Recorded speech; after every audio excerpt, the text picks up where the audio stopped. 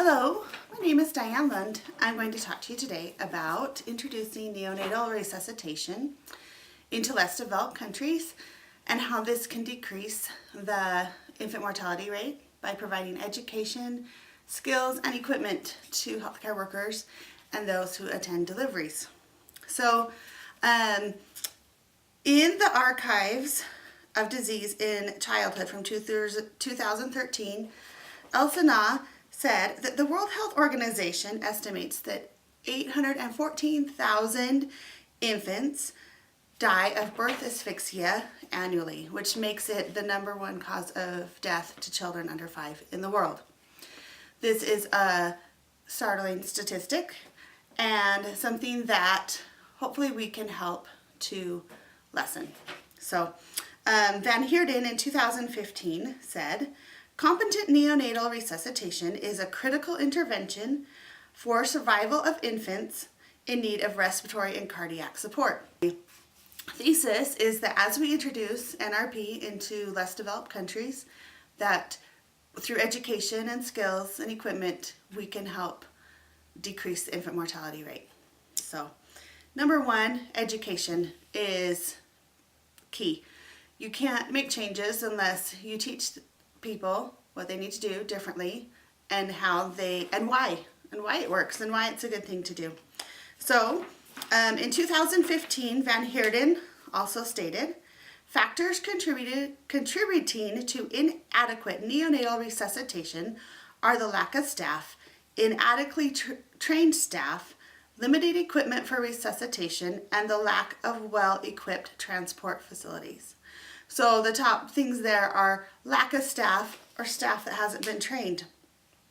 So Kenneth Rain in 2015 stated, introducing basic neonatal resuscitation in all settings had a large impact on decreasing interpartum related neonatal deaths.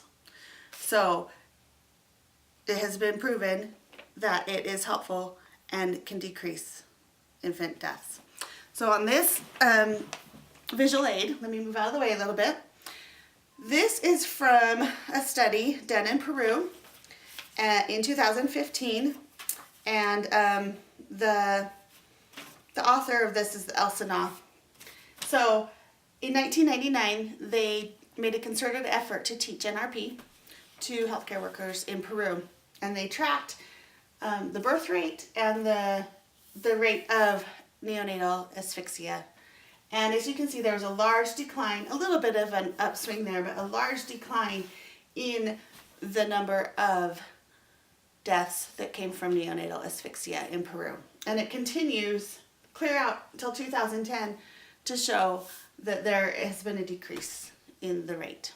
So very exciting that something so simple can make such a big difference. So let's see. The second point is we need to help the healthcare workers develop the skills they need and also help them to have the equipment that they need so that they can implement this new knowledge and this education. Let's see. In 2015, Van Heerden said, training of healthcare providers in neonatal resuscitation and creating opportunities to practice on a mannequin were successful with regards to improvement of knowledge and skills and the confidence of the staff with performing neonatal resuscitation. This is a skill you may not need to use every day, but as you practice and become more confident when it is necessary, you just know you can do what needs to be done and not hesitate. Also, in the study from Peru, Elsa Na stated that a life-saving bag and mask is about $13 US to provide. So that is a small cost, although when you look at it on a broad scale, it could be a little too much. So luckily there are charitable organizations and government agencies that are trying to get the equipment into the hands of the healthcare workers. But also in NRP, we can teach basic things that don't require special equipment. Drying and stimulating the baby, providing warmth, suctioning, opening the airway, and ventilating. And if you don't have a bag and mask, you can do mouth to mouth if necessary, or find some sort of makeshift mask, just most important to ventilate the baby.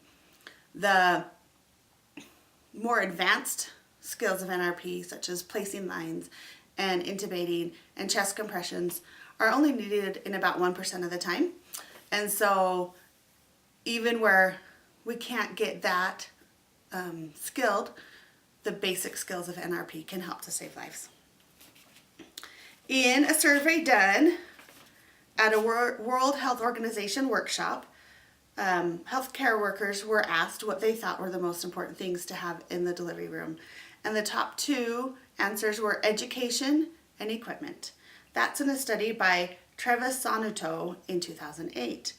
So the people on the ground, the people on the front lines recognize they need education, they need equipment, so they can make a difference.